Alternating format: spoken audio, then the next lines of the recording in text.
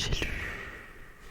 Alors attendez, ils sont devant moi. 1, 2, 3, 4, 5, 6, 7, 8 livres de fin décembre jusqu'à ce que je poste la vidéo. Voilà. Et j'en ai un en cours. Donc voilà. Donc on va commencer tout de suite. Je vais prendre ma tablette. Sous tablette.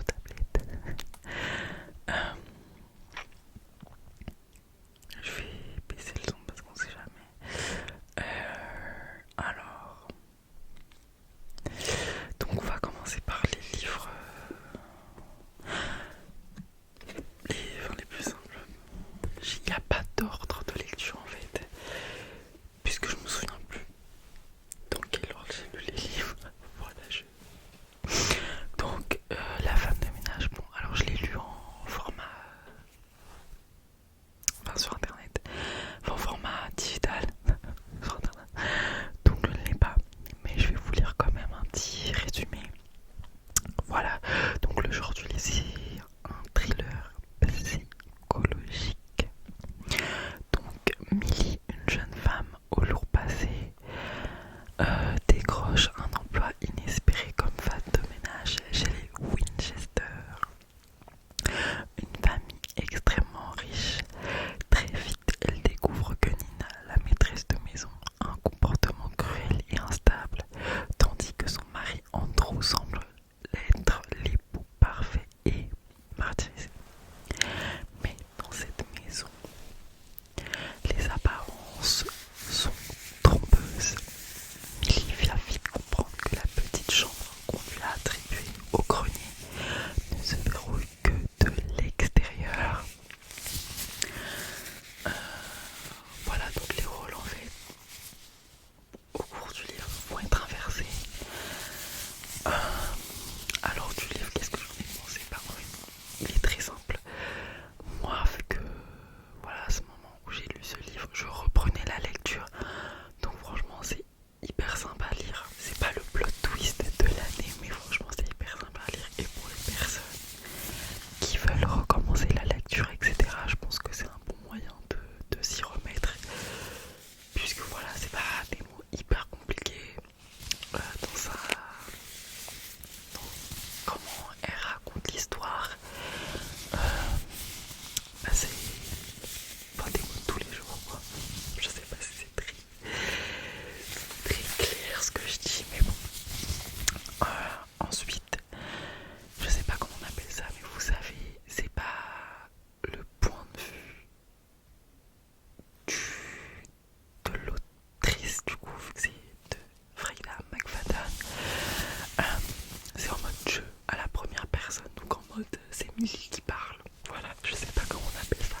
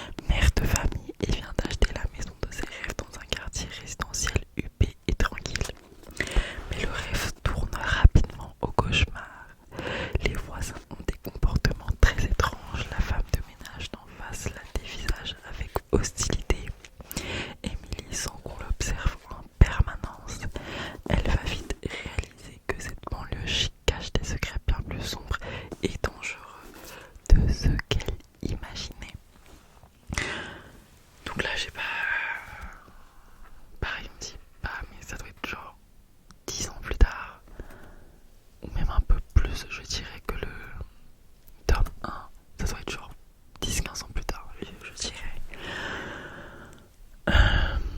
Donc voilà, même procédé, le point de vue de Millie, et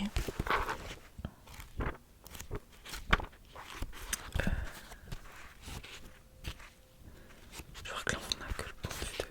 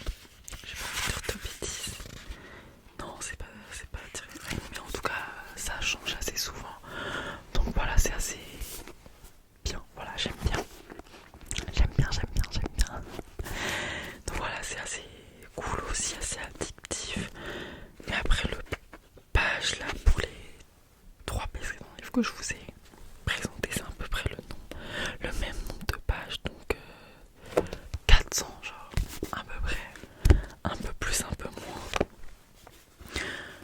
Donc c'est pas non plus très lourd comme livre. Et puis ça passe tellement vite que quand t'es dedans, c'est pas... Pardon.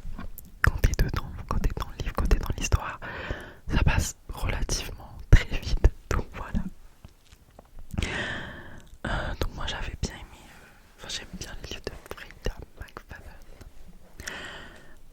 Voilà, la saga de la femme de ménage et la psy, franchement c'est des livres ultra simples comme je vous ai dit précédemment, mais super addictifs. Voilà, après ton problème, ça reste les noms des marques, j'arrête pas de citer des noms des marques, je comprends pas, mais bon, ce n'est pas grave.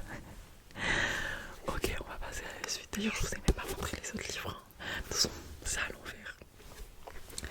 Donc, là, c'est La vie du train de Paula Hawkins. Donc, c'est aussi un thriller psychologique qui fait 450 pages, à peu près. On lit un peu le résumé.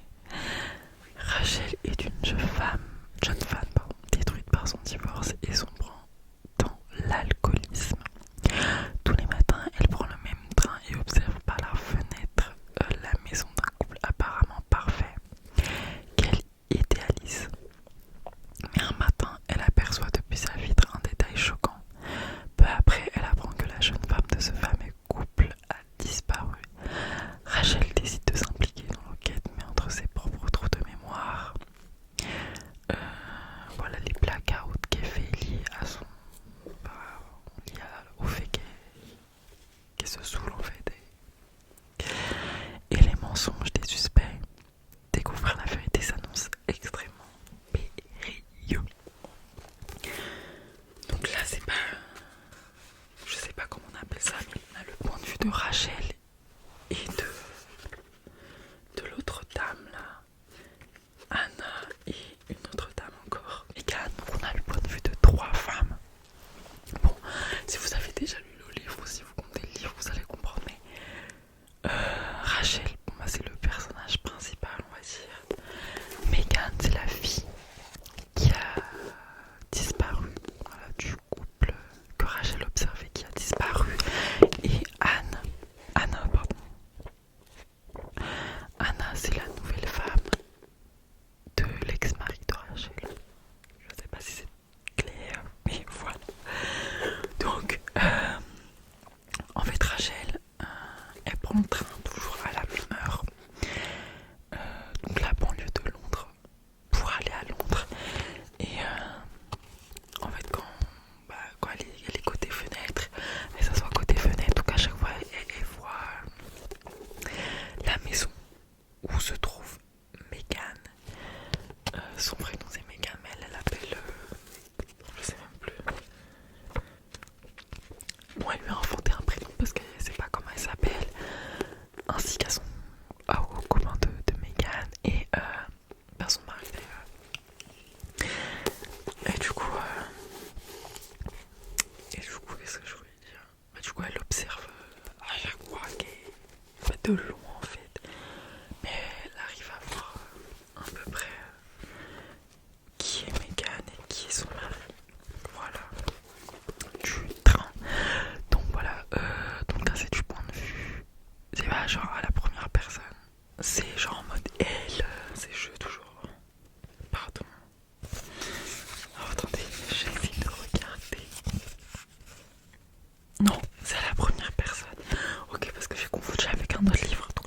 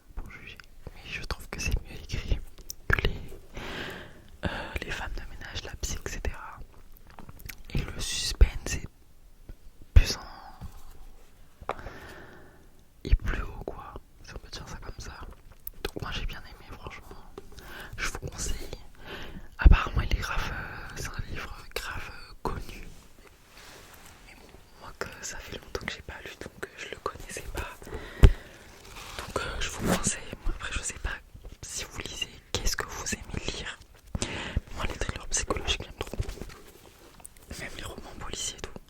Enfin, toute cette catégorie-là, c'est mes trucs préférés, honnêtement. Ensuite, moi, à l'oreille de Ami Tintera. Je sais pas si c'est comme ça qu'on prononce, mais bon. Donc, je vais vous lire le résumé. Donc, pareil, c'est un thriller psychologique / enquête podcast. Donc, il y a 5 ans, Lucie a été retrouvée couverte de sang et hagarde dans les rues de sa petite ville du Texas, juste après le meurtre de sa meilleure amie Savannah. Sans aucun souvenir de la nuit du drame et sans preuve contre elle, elle a fui à Los Angeles pour échapper à la haine des habitants.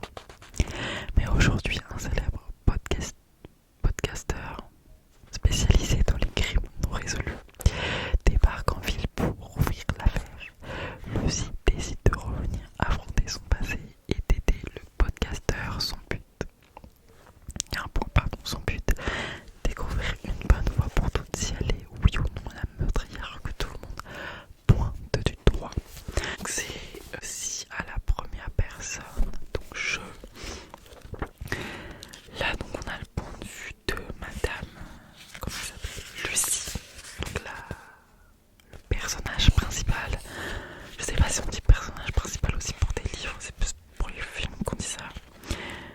Et on a en même temps les petits. Bon, vous allez pas voir non plus, mais genre les podcasts en fait de Ben Owens. Donc c'est présenté, voilà, il fait des interviews et c'est ces podcasts en fait qui sont racontés. Voilà, donc on va suivre Lucie à travers le temps. Donc là aussi il y a des petits flashbacks donc de 5 ans plus tôt. Donc il n'y a que le point de vue de Lucie et de Ben Owens à travers ces podcasts. Donc pareil, super addictif. Voilà, tous les livres que j'ai lus sont super addictifs. Après voilà, je suis dans le début de la lecture, donc on va dire que je suis pas très compliqué là pour l'instant. On verra après. On verra un an après. On se verra l'année prochaine pour savoir si je suis plus difficile, mais pour l'instant ça va. Donc voilà, c'est une enquête, hein. Voilà, un peu peine. En fait, il va aider Lucie. Bon, c'est pas un spoil, mais bon, pas trop. Donc Ben va aider Lucie à savoir qui a tué sa meilleure amie. Donc voilà, pareil à chaque épisode, à chaque chapitre, on va en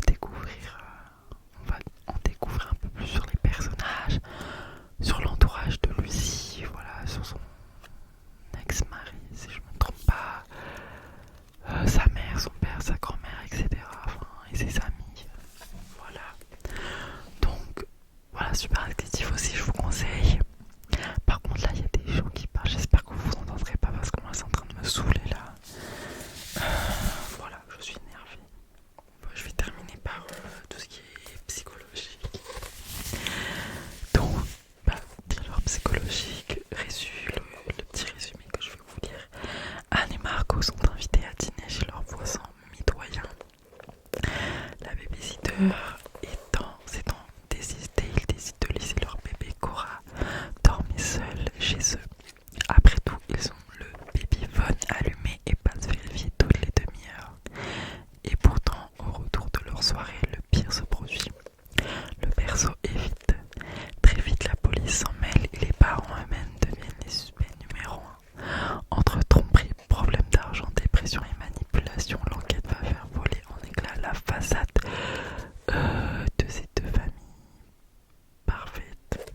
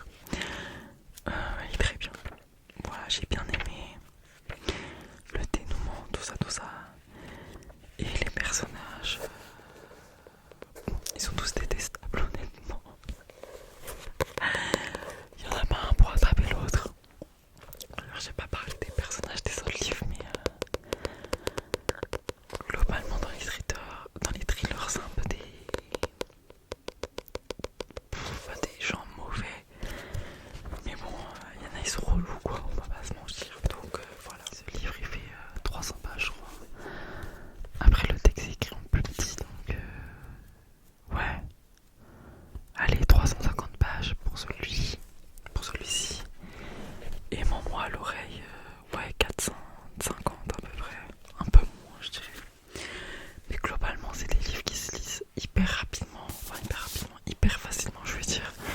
Donc voilà, ça passe archi vite. Ensuite, Prison Healer. Il y a les petites dorures qui se sont enlevées. Bon, c'est pas grave. Donc là, c'est le